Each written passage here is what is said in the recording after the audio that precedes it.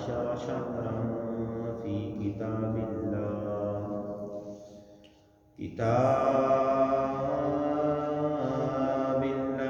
يوم خلق السماوات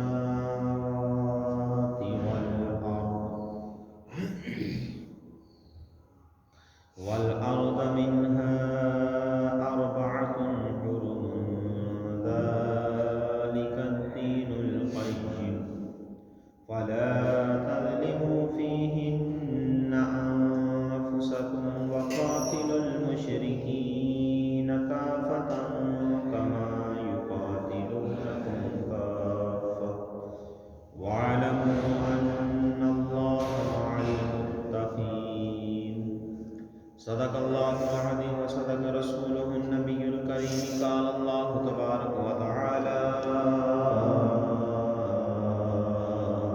في شان حبيبه في القرآن المجيد والفرقان الحميد إن الله وملائكته يصلون على النبي يا أيها الذين آمنوا صلوا عليه وسلموا تسلیما۔ تمام دوستوں کو آپ شوق اور محبت کے ساتھ عقیدت کے ساتھ آقا نامدار مدینے کے طیبہ صلی اللہ علیہ وسلم کی ذات والا تبار پر ہدیہ درود و سلام پیش کریں۔ الصلاۃ والسلام علیک یا سیدی یا رسول اللہ وعلی آلک وصحابک یا سیدی یا حبیب اللہ الصلاۃ والسلام علیک یا سیدی یا نبی اللہ وعلی آلک وصحابک یا سیدی یا نور اللہ۔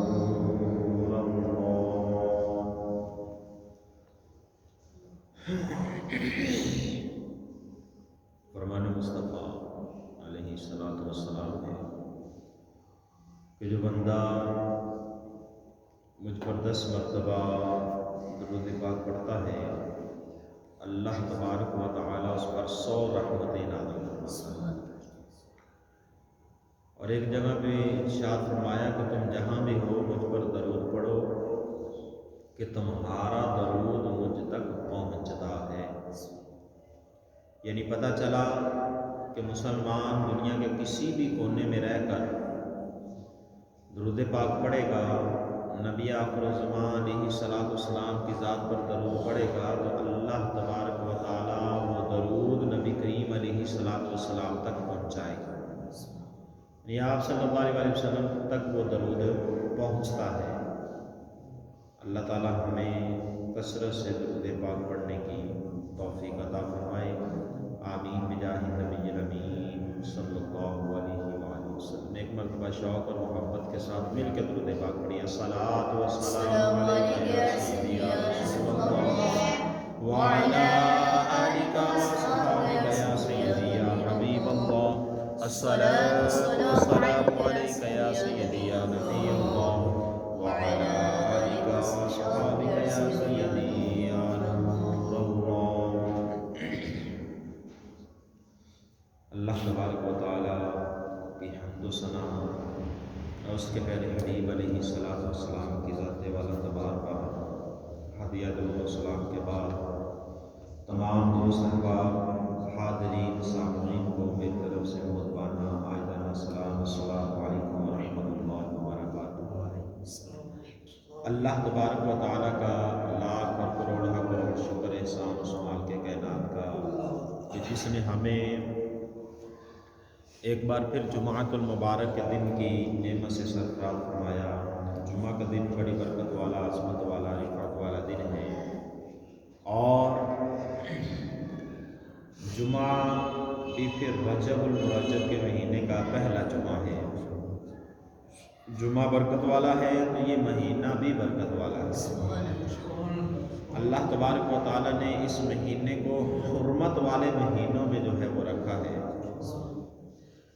یہ مہینہ ایسا برکت والا اور ایسا عظمت والا مہینہ ہے کہ سبحان اللہ، اللہ رب العزت قرآن مجید فرقان حمید میں ارشاد فرماتا ہے انا عدت الشہور عند اللہ 12 شہرا فی کتاب اللہ یوم خلق السماوات والارض منها 4 حرم۔ اس کا ترجمہ میرے سیدی اعلیٰ حضرت امام محمد رضا خان رحمۃ اللہ تعالی علیہ اپنے ترجمہ قرآن کنز الایمان میں جو بیان فرماتے ہیں کہ انا عدت الشہور عند اللہ 12 کہ بے شک مہینوں کی گنتی جو ہے وہ اللہ کے نزدیک 12 ہے، 12 مہینے ہیں۔ اور شہرن فی کتاب اللہ یوم خلق السماوات والارض منها 4 حرم، اور پھر ان 12 مہینوں میں اللہ کی کتاب میں جب سے اس نے آسمان اور زمین بنائے ان میں سے 4 حرمت والے ہیں، یعنی جب سے اللہ نے آسمان اور زمین کو بنایا ہے تب سے مہینوں کی تعداد 12 ہی ہے، 12 ہی تعداد جو ہے ان مہینوں کی ہے۔ اور پھر ان 12 مہینوں کے اندر اللہ تبارک و تعالی ارشاد فرماتا ہے منہا 4 حرم، ان 12 مہینوں کے اندر 4 مہینے جو ہیں وہ حرمت والے مہینے ہیں۔ اور پھر آگے ارشاد فرمایا ذالک الدین القیم، اور یہ سیدھا دین ہے، جو اسلام ہے یہ سیدھا دین ہے۔ فلا تظلموا فیہن انفسکم، تو ان مہینوں میں اپنی جان پر ظلم نہ کرو۔ کون سے مہینوں میں؟ جو 4 حرمت والے مہینے بیان کیے گئے ہیں۔ پہلا مہینہ ہے رجب الرجب کا، جس کی آج 2 تاریخ ہے۔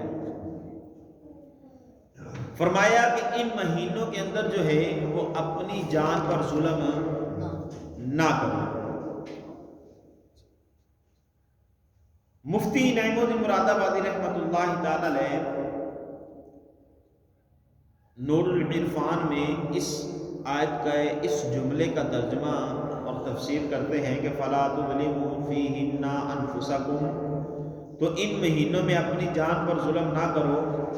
فرماتے ہیں کہ خصوصیت کے ساتھ ان 4 مہینوں کے اندر گناہ کر کے اپنی جان پر ظلم نہ کرو۔ اپنی جان پر ظلم کرنے سے مراد ہے کہ گناہ کرنا۔ گناہ جب بندہ کرتا ہے تو گویا وہ اپنی جان پر ظلم کرتا ہے، کیونکہ جو گناہ گار ہوگا اس کو گناہ کی سزا قبر کے اندر، جہنم کے اندر دی جائے گی، اس کی جان کو سزا ملے گی۔ اس لیے فرمایا گیا کہ گناہ کرنا یہ اپنی جان پر ظلم کرنا ہے۔ اور فرمایا اس مہینے کے اندر نہ اپنی جان پر ظلم کرو اور نہ ہی دوسروں کی جانوں پر ظلم کرو، کہ اللہ تبارک و تعالیٰ نے اس سے منع فرمایا ہے۔ اور پھر آگے فرمایا وَقَاتِلُوا الْمُشْرِكِينَ كَافَةً كَمَا يُقَاتِلُونَكُمْ كَافَةً۔ اللہ تبارک و تعالیٰ فرماتا ہے،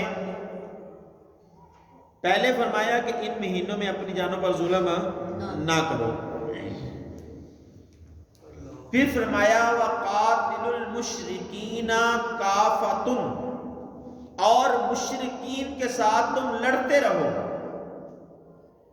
کافروں کے ساتھ تم لڑتے رہو، کافروں کے ساتھ جہاد کرتے رہو۔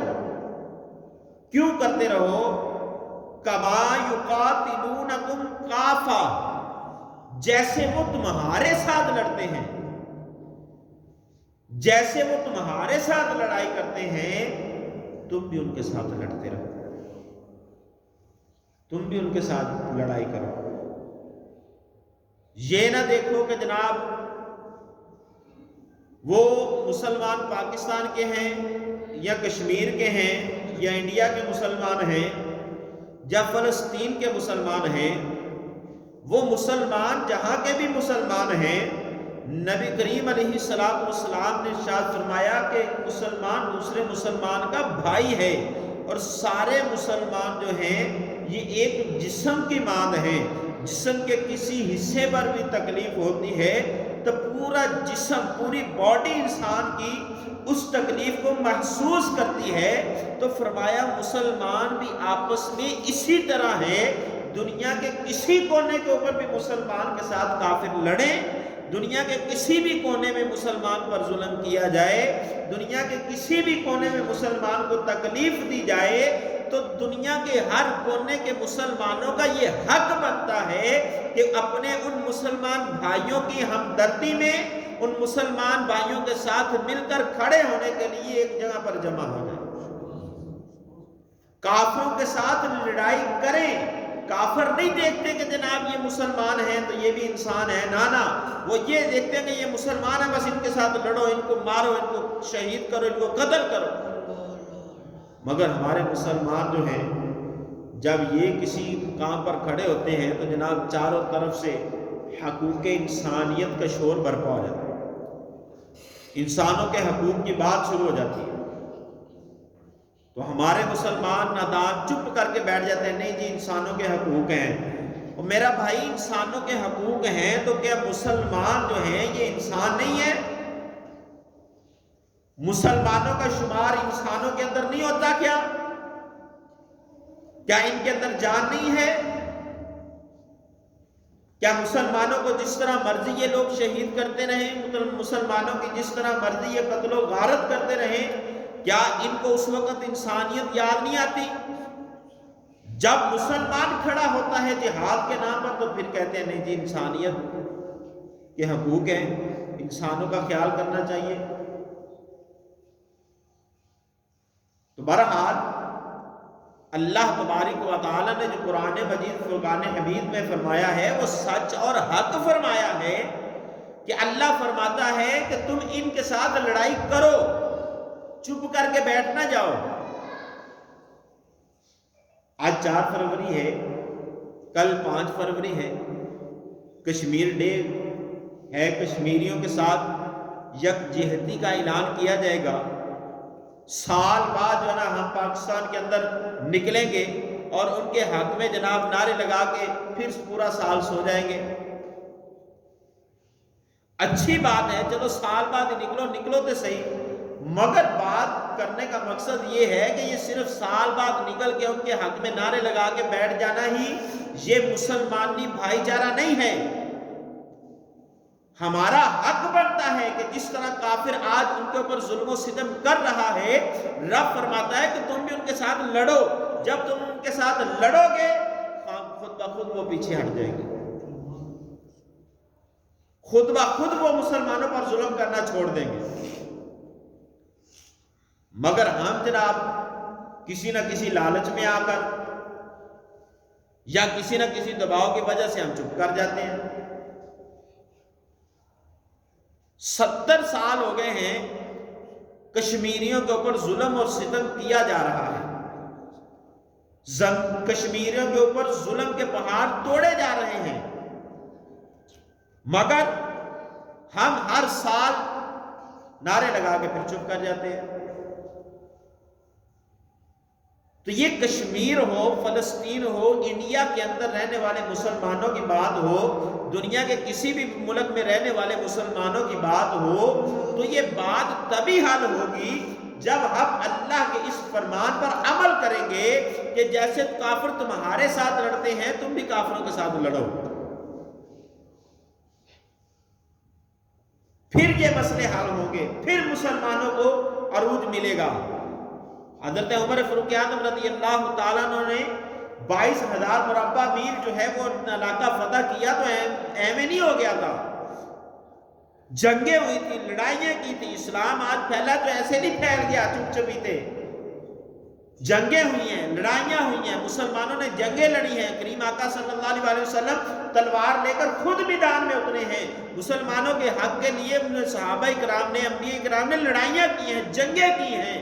جب اپنے حق کے لیے صحابہ کرام نے اور انبیاء کرام نے جنگیں کی ہیں تو پھر ہمیں بھی چاہیے اپنے مسلمان بھائیوں کے حق کے لیے صرف خالی نعروں کے ساتھ نہ اتریں بلکہ عملی طور پر میدان میں اتریں اور لوگوں کو بتائیں، کافروں کو بتا دیں کہ آج بھی مسلمان جو ہے وہ ایک جگہ پر جمع ہونے کے لیے تیار ہے. کافر جو ہے یہ موت سے ڈرتا ہے، کافر موت سے ڈرتا ہے، مسلمان موت سے نہیں ڈرتا. مسلمان کو پتہ ہے اگر ہم جنگ کریں گے، جہاد کریں گے، بچ جائیں گے تو غازی کی فضیلت ملے گی، اگر کٹ جائیں گے تو شہادت کی فضیلت ملے گی.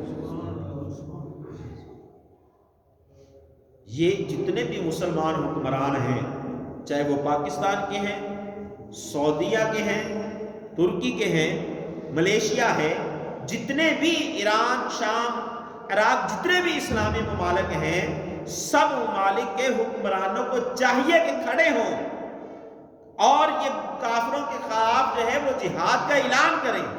کافر یہود و نصارہ جب چاہتے ہیں، جس ملک میں مسلمانوں کے چاہتے ہیں، جب مرضی افراتفری مچا دیتے ہیں، مسلمانوں کو جناب قتل و غارت کر کے واپس چلے جاتے ہیں. اور یہ ہمارے مسلمان جو ہیں حکمران یہ آپس میں بیٹھے سوچتے رہتے ہیں. مسلمانوں کا خون جو ہے یہ اتنا بیکار نہیں ہے. اگر آج جو لوگ اپنے اپنے مالک میں چپ کر کے بیٹھے ہوئے ہیں تو یہ جو آگ مسلمانوں کو قتل و غارت کرنے کی آگ لگی ہوئی ہے یہ ایک نہ ایک دن ہمارے گھر کو بھی جلا دے گی. پھر ہم سوچیں گے ہمارے ساتھ کیا ہو گیا، ہمارے ساتھ کیا ہو گیا. تو اس لیے آج اگر کسی کے گھر میں آگ لگی ہے تو اس آگ کو بجھانے کے لیے کھڑے ہوں گے تو کل کو اپنا گھر جو ہے وہ محفوظ رہے گا. آج اگر کشمیر کے اندر یہ آگ لگی ہے، کشمیریوں کے اوپر یہ ظلم و ستم کیا جا رہا ہے، اگر ان کے ساتھ مل کے ان کے حق کے لیے کھڑے ہوں گے تو کل کو یہ آگ بارڈر سے اس طرف نہیں آئے گی بلکہ ادھر ہی رہ جائے گی. تو کشمیریوں کے ساتھ جو ہے یہ ہمدردی کرنا یہ ہمارا فرض ہے. خالی کشمیر ہی نہیں ہے، پوری دنیا کے کسی بھی کونے کے اندر کوئی بھی مسلمان جو ہے وہ ظلم کے اندر ہے تو اگر ہم ان کے لیے اپنی آواز بلند نہیں کرتے، ان کے ساتھ کھڑے نہیں ہوتے تو یوں سمجھے کہ یہ ہماری گردنیں جو ہیں یہ ان کے حق کے بوجھ کے نیچے دبے ہوئے ہیں. کل قیامت کے دن ہمارے گریبان سے یہ پکڑا جا سکتا ہے کہ تمہیں ایک چیز کا اختیار دیا گیا تھا، تمہیں طاقت دی گئی تھی، پھر بھی تم مسلمانوں کے حق میں کیوں نہیں کھڑے ہوئے. تمہیں اقتدار دیا گیا تھا، تمہیں حکومتیں دی گئی تھی، تمہیں ایٹمی پاور دی گئی تھی، ایٹمی پلانٹ تمہیں دیا گیا تھا. اللہ فرمائے گا کہ میں نے تمہارے اوپر ایسی نعمتیں، اپنی نعمت تمہارے اوپر کی تھی مگر تم نے اس نعمت کے ذریعے مسلمانوں کی کیوں نہیں مدد کی.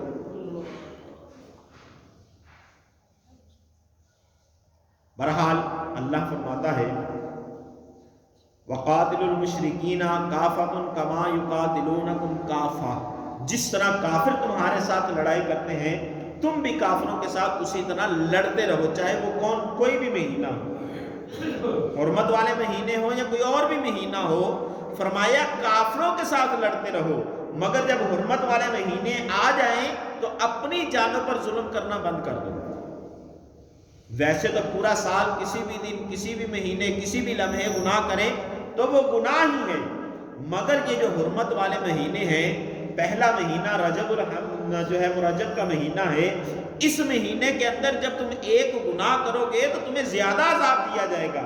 اس لیے ان حرمت والوں مہینے کا احترام کرو، ان مہینوں کے اندر نیکیاں زیادہ کرو کہ اگر تم ان مہینوں کے اندر نیکیاں زیادہ کرو گے تو اللہ تبارک و تعالیٰ تمہیں ایک کے بدلے پتہ نہیں کئی گنا ثواب عطا فرمائے.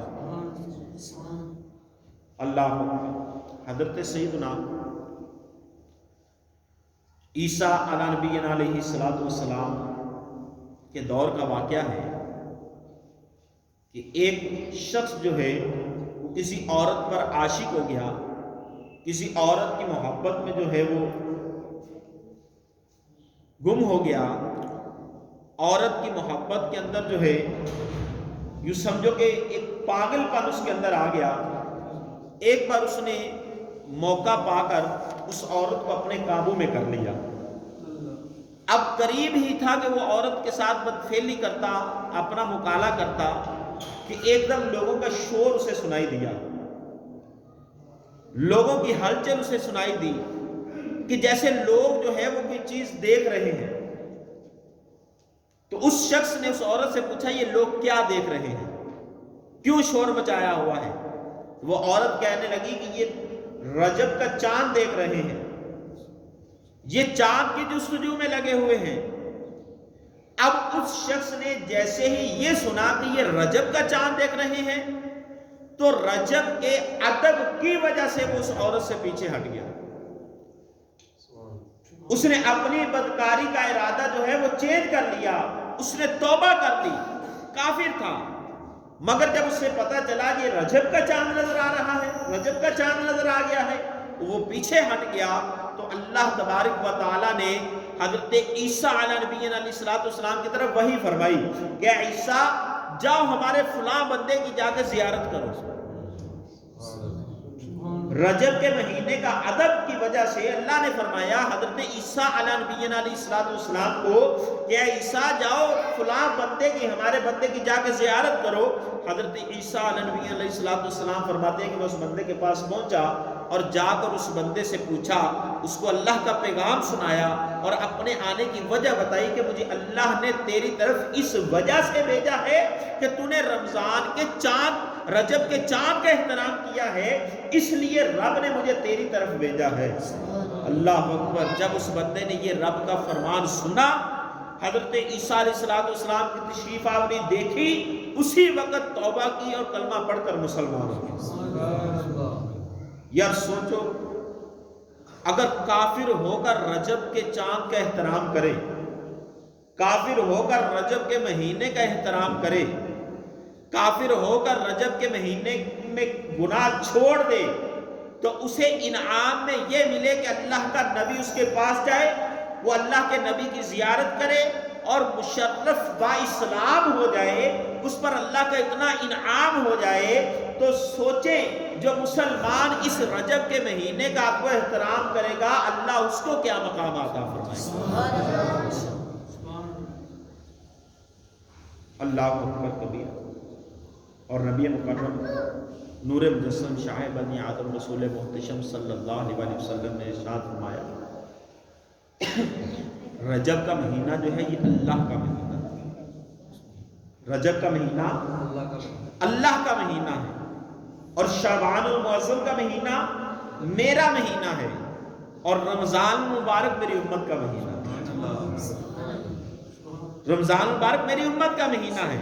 اور فرمایا کہ جب رجب کا مہینہ آ جائے، ایک سیزن ہوتا ہے نا، سیزن جیسے یہ عید کے 1-2 مہینے پہلے جو کاروباری لوگ ہیں، بزنس مین ہیں، فیکٹریوں والے ہیں، کپڑے والے ہو گئے، جوتوں والے ہو گئے، اور اسی طرح جو چیزیں عید پہ جو ہے وہ لوگ استعمال کرتے ہیں، اب یہ لوگ جو ہے عید سے 2 مہینے پہلے ایکٹیو ہو جاتے ہیں، ایکٹیو ہو جاتے ہیں، مال جمع کرنا شروع کر دیتے ہیں۔ کیوں جمع کرنا شروع کر دیتے ہیں؟ جناب سیزن آ رہا ہے تو سیزن ذرا ٹائٹ کر کے لگانا ہے، سیزن ذرا اچھا کر کے لگانا ہے۔ اس لیے وہ جناب پورا سال اتنی کوشش نہیں کرتے، عید سے رمضان سے 2 مہینے پہلے جو ہے وہ کوشش کرنا شروع کر دیتے ہیں، اور پھر رمضان المبارک میں اور عید میں اپنا مال بیچ کر اچھا منافع کماتے ہیں۔ اسی طرح نبی کریم علیہ السلام نے ارشاد فرمایا جو رمضان، یہ رجب کا مہینہ ہے، یہ بیج بونے کا مہینہ ہے۔ کس چیز کا بیج بونے کا مہینہ ہے؟ عبادت کا بیج بونے کا مہینہ ہے، عبادت کا بیج بونے کا مہینہ ہے۔ پھر شعبان المعظم کا مہینہ جو ہے یہ آب پاشی کا مہینہ ہے۔ اس عبادت کے بیج کو اپنے آنسوؤں کا پانی لگا کر آب پاشی کا مہینہ ہے۔ پھر عبادت کا بیج بو کر جب پودا کھڑا ہو جاتا ہے، پھر رمضان المبارک کا مہینہ تشریف لے آتا ہے، پھر رمضان المبارک کا مہینہ جو ہے یہ فصل کاٹنے کا مہینہ، یہ رجب کا مہینہ، یہ سمجھے کہ نیکیوں کا سٹارٹ اور عبادت کا بیج بونے اور نیکیوں کا سٹارٹ کرنے کا مہینہ شروع ہو گیا ہے۔ اور اس مہینے کو کہتے ہیں تیز بہاؤ والا مہینہ۔ تیز بہاؤ والا بھی اس مہینے کو کہا جاتا ہے۔ تیز بہاؤ والا کیوں کہا جاتا ہے؟ کہ اس مہینے کے اندر، رجب المرجب کے مہینے کے اندر، اللہ تبارک و تعالیٰ توبہ کرنے والوں کے لیے اپنی رحمت کے دروازے کھول دیتا ہے اور ان پر اپنی رحمت کو تیز کر دیتا ہے۔ تیزی کے ساتھ اللہ کی رحمت توبہ کرنے والے کو اپنی لپیٹ میں لے لیتی ہے۔ ایسا برکت والا یہ مہینہ ہے۔ اور مکاشفۃ القلوب کے اندر جو ہے یہ لکھا ہے کہ رجب کے 3 حروف ہیں۔ رجب کے 3 حروف ہیں۔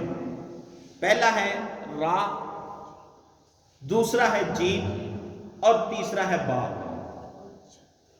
تو بزرگان دین فرماتے ہیں را سے مراد جو ہے یہ رحمت الہی ہے۔ را سے مراد رحمت الہی، جیم سے مراد ہمارے جرم ہے، جیم سے مراد جرم، اور با سے مراد بلائی۔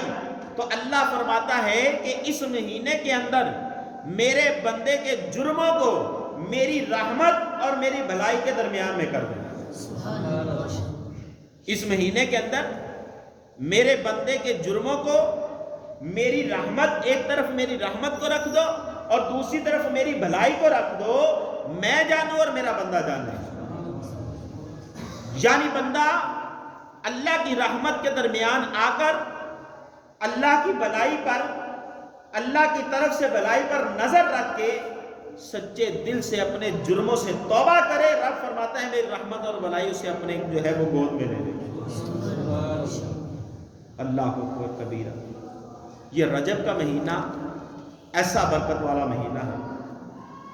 اور نبی کریم علیہ الصلوۃ والسلام نے ارشاد فرمایا، حضرت انس بن مالک رضی اللہ عنہ سے روایت ہے، آپ فرماتے ہیں کہ جنت کے اندر ایک نہر ہے جس کا پانی دودھ سے زیادہ سفید ہے اور شہد سے زیادہ میٹھا ہے۔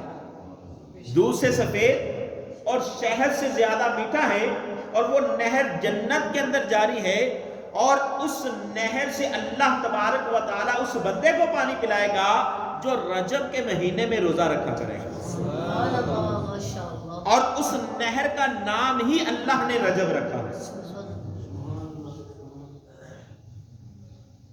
حضرت عیسیٰ نبی علیہ السلام ایک مرتبہ پہاڑوں میں سے گزر رہے تھے، تو آپ دیکھتے ہیں کہ ایک پہاڑ بڑا چمک رہا ہے، پہاڑ میں سے نور نکل رہا ہے، بڑا خوبصورت پہاڑ ہے۔ تو حضرت عیسیٰ نبی علیہ السلام نے اللہ کی بارگاہ میں عرض کی کہ یا اللہ عز و جل، اس پہاڑ کا راز تو مجھے بتا، اس پہاڑ کو بولنے کی طاقت عطا فرما کہ میں اس سے پوچھوں کہ اس کا کیا راز ہے۔ اور بھی پہاڑ ہیں مگر یہ سب سے علیحدہ ہی چمک رہا ہے، اس کا نور جو ہے وہ سب سے الگ ہے، اس کی خوبصورتی سب سے الگ ہے۔ یا اللہ اس پہاڑ کو بولنے کی طاقت ہے، میں اس سے سوال کروں۔ اللہ نے پہاڑ کو بولنے کی طاقت دی۔ پہاڑ بولا کہ یا روح اللہ، یا نبی اللہ، آپ مجھ سے کیا چاہتے ہیں، کیا پوچھنا چاہتے ہیں، فرمائے میں آپ کو جو ہے اس کا جواب دوں۔ تو حضرت عیسیٰ نبی علیہ السلام نے پہاڑ کو حکم دیا کہ تو مجھے اپنا راز تو بتا، تو اتنا خوبصورت کیوں ہے، تیرے اوپر اتنا اللہ کا نور کیوں ہے، تیرے اندر سے نور کی لائٹیں کیوں نکل رہی ہیں؟ وہ پہاڑ کہنے لگا کہ میرے اندر ایک اللہ کا بندہ عبادت میں مشغول ہے۔ اللہ نے پھر حضرت عیسیٰ علیہ السلام نے پھر اللہ کی بارگاہ میں عرض کی کہ یا اللہ، اب اس پہاڑ کو حکم دے کہ وہ بندہ مجھ پر ظاہر کرے۔ اللہ نے حکم دیا، پہاڑ نے اس بندے کو ظاہر کر دیا۔ بندہ حضرت عیسیٰ علیہ السلام کے سامنے آ کے کھڑا ہو گیا۔ حضرت عیسیٰ علیہ السلام سے عرض کرنے لگا کہ یا نبی اللہ، آپ بتائیں آپ مجھ سے کیا چاہتے ہیں۔ حضرت عیسیٰ علیہ نبی علیہ السلام نے فرمایا کہ تو اپنا حال میرے اوپر بیان کر کہ تو اس پہاڑ کے اندر کب سے عبادت کر رہا ہے.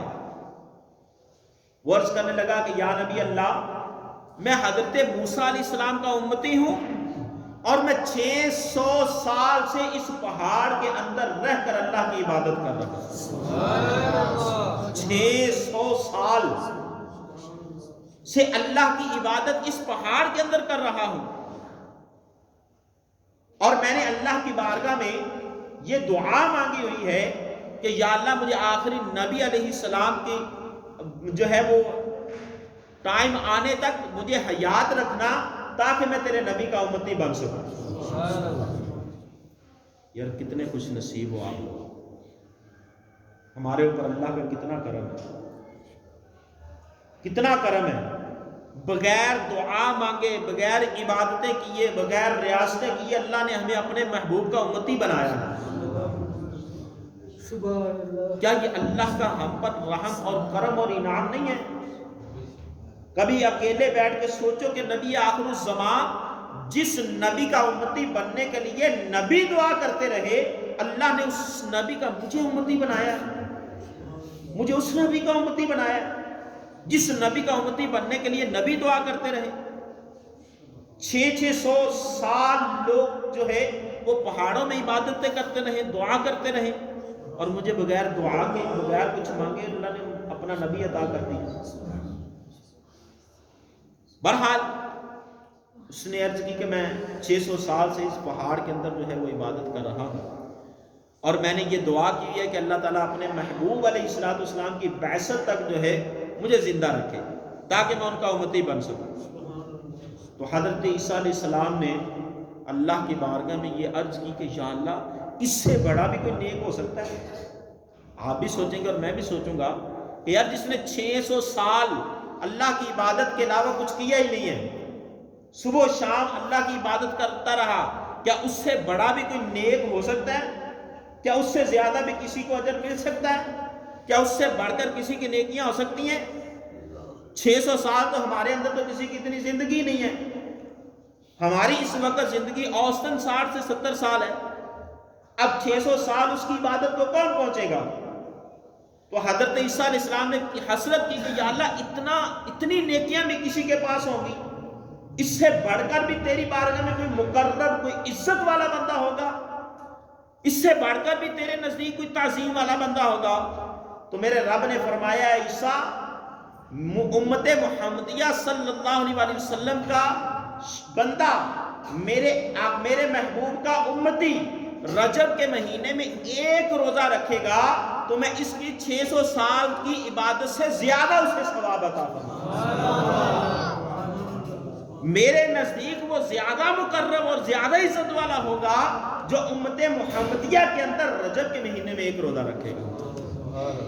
ایک روزہ، یہ مہینہ رجب کا 2 تاریخ ہے. فرمایا ایک روزہ رکھے گا، میں اسے اپنے محبوب کے امتی، اس امتی کو اس سے بڑھ کر ثواب عطا فرماؤں. اللہ اکبر کبیرہ. یہ ایسا برکت والا مہینہ، اور اس مہینے کے پھر کیا کہنے. کریم آقا صلی اللہ علیہ وسلم نے ارشاد فرمایا، جس کا مفہوم ہے روایت کا، کہ جو اس مہینے میں ایک روزہ رکھے گا، ایک روزہ رجب کے مہینے میں، اللہ تبارک و تعالی اسے 2 سال کی عبادت کا ثواب عطا فرمائے. 2 سال کی عبادت کا ثواب اس بندے کو ملے گا جو رجب کا مہینہ ہو یا شعبان کا یا رمضان کے علاوہ کسی بھی مہینے کے اندر 3 روزے رکھے، جمعہ، ہفتہ، اتوار، جمعرات، جمعہ اور ہفتہ، جمعرات، جمعہ اور ہفتہ. جو بندہ 3 روزے رکھے گا نفلی روزے، اللہ تعالیٰ اس کو 2 سال کی عبادت کا ثواب عطا فرمائے. اور روزہ جو ہے یہ طبعی طور پر انسان کو بڑا فائدہ دیتا ہے، طبعی طور پر انسان کو بڑا فائدہ دیتا ہے. اس کے متعلق انشاءاللہ پھر بیان کریں گے. بہرحال رجب کا مہینہ ہے، اور یہ مہینہ ہے تو برکت والا، مگر اس میں اور برکتیں ایسے آ جاتی ہیں کہ اس میں حضرت علی کا ذکر ہوتا ہے. حضرت علی کا ذکر اس مہینے کو نسبت حضرت علی کے ساتھ دی، جن کے متعلق میرے کریم آقا صلی اللہ علیہ وآلہ وسلم نے ارشاد فرمایا کہ جس نے علی سے محبت کی اس نے مجھ سے محبت کی، جس کے دل میں علی کا بغض ہے اس کے دل میں میرا بغض ہے۔ جن کے لیے میرے کریم آقا صلی اللہ علیہ وآلہ وسلم نے ارشاد فرمایا کہ میں علم کا شہر ہوں اور علی اس کا دروازہ ہے، اس شہر کا دروازہ علی ہے۔ جبریل علیہ السلام ایک بار حضرت علی رضی اللہ تعالیٰ کے بارگاہ میں حاضر ہوئے اور حاضر ہو کر کہنے لگے کہ یا علی، آپ کے پاس بڑا علم ہے، آپ کو اللہ نے بڑا علم دیا ہے، آپ بتائیں کہ اس وقت جبریل کہاں ہے، بتائیں اس وقت جبریل کہاں ہے۔ حضرت علی رضی اللہ تعالیٰ نے آسمان کی طرف نگاہ اٹھائی، پھر زمین کی طرف نگاہ کی، اور آسمان کی طرف اور زمین کی طرف نگاہ کرنے کے بعد حضرت علی رضی اللہ تعالیٰ فرماتے ہیں کہ اے سوال کرنے والے سن، اس وقت یا تو جبریل تو ہے یا میں ہوں، یا تو جبریل تو ہے یا میں ہوں، نہ جبریل آسمانوں میں ہے نہ زمینوں میں ہے۔ حضرت علی رضی اللہ تعالیٰ عنہ کا ذکر جو ہے وہ اس مہینے میں کیا جاتا ہے، 13 رجب المرجب کو جو ہے وہ یوم حضرت علی ہے۔ انشاءاللہ نیکسٹ جمعہ جو ہے وہ پورا ہی ہم حضرت علی رضی اللہ تعالیٰ عنہ کا ذکر سنیں گے، اور حضرت علی رضی اللہ تعالیٰ عنہ کے بعد اس مہینے کے اندر امام جعفر صادق رضی اللہ تعالیٰ عنہ کا ذکر بھی آتا ہے۔ آپ کا بھی عرس مبارک اس مہینے کے اندر آتا ہے، امام جعفر صادق رضی اللہ تعالیٰ عنہ، اور آپ کے بعد کاتب وحی جن کو اللہ تبارک و تعالیٰ کے محبوب صلی اللہ علیہ وسلم نے اپنی جو سمجھے کہ وحی لکھنے کے لیے رکھا تھا، حضرت سیدنا امیر معاویہ رضی اللہ تعالیٰ کا بھی ذکر اسی مہینے میں آتا ہے۔ یعنی اس مہینے کو اس مہینے کی وجہ سے تو فضیلت حاصل ہی ہے، اس مہینے کو اپنی وجہ سے تو فضیلت حاصل ہے ہی ہے، مگر ان بزرگ ہستیوں کی وجہ سے اس مہینے کی شان اور عظمت اور اللہ نے بڑھا دی۔ اللہ اکبر کبیرہ، نبی کریم علیہ السلام نے ارشاد فرمایا کہ رجب المرجب کے مہینے کے اندر جب رجب کا پہلا دن آتا ہے، پہلی رات آتی ہے، تو اس رات کے اندر بندہ اللہ تبارک و تعالیٰ سے جو دعا کرتا ہے اللہ تبارک و تعالیٰ اس کی دعا کو قبول فرماتا ہے۔ ہم نا اصل میں پڑ گئے غفلت میں، ہم غفلت میں پڑ گئے۔ آج سے کچھ عرصہ پیچھے چلے جائیں نا، کوئی 20-25 سال پیچھے چلے جائیں، تو ہمارے گھروں کے اندر جو بڑے تھے نا ان کو ان چیزوں کا پتہ تھا، خاص اہتمام ہوتا تھا ایسی راتوں میں، وہ عبادت کیا کرتے تھے، عبادت کیا کرتے تھے، دعائیں مانگا کرتے تھے۔ جیسے ہی جو ہے وہ رجب کا مہینہ آتا تھا تو ہمارے گھروں میں پتہ چل جاتا تھا کہ رجب کا مہینہ آ گیا۔ ہمارے بڑے بتاتے تھے، اب بھی بزرگ جو ہیں وہ میری بات کی تائید کریں گے، نوجوان نسل تو شاید نہ کرے تائید، مگر بزرگ میری بات کی تائید کریں گے۔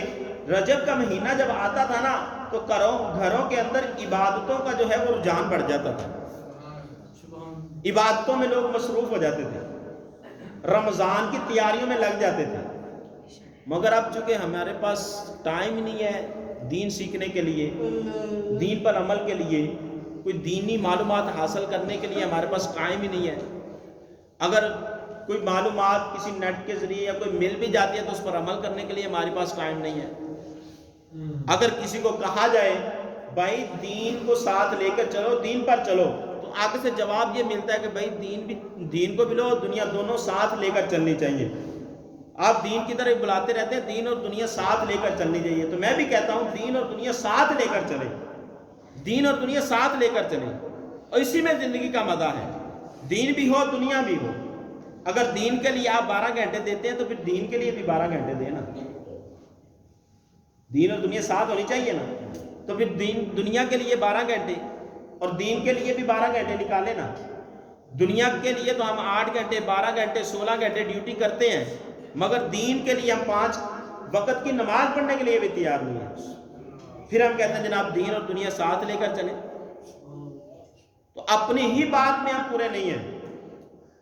کم از کم اپنی بات پر عمل کر لیں کہ دین بھی رکھیں دنیا بھی رکھیں، مگر جتنا ٹائم دنیا کو دیتے ہو اس سے آدھا ٹائم ہی دین کو دے دو تو بیڑا پار ہو جائے گا۔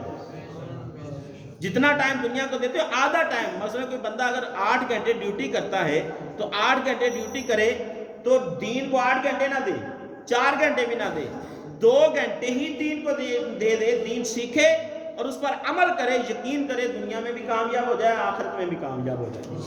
اللہ تعالی ہمیں اس مہینے کی قدر کرنے کی توفیق عطا فرمائے، آمین بجاہ نبی الامین، جن دوستوں نے سنتیں ادا کرنے کی سنتیں ادا کریں۔